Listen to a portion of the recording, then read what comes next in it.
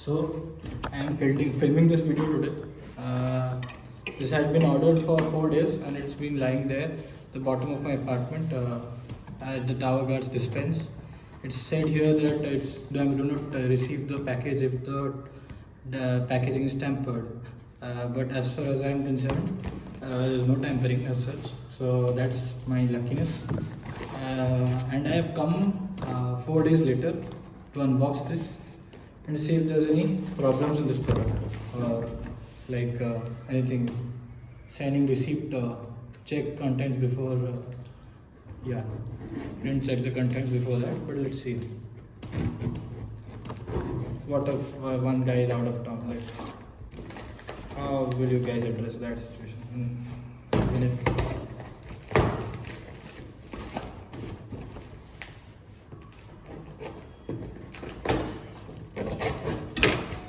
Okay.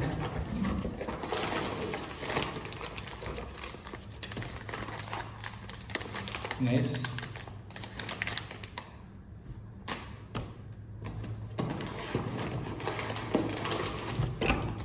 So far so good. It said here to verify or scan this, and I'm gonna scan that. Yeah, let's see. I have received 2 pages. These are the packages that I received.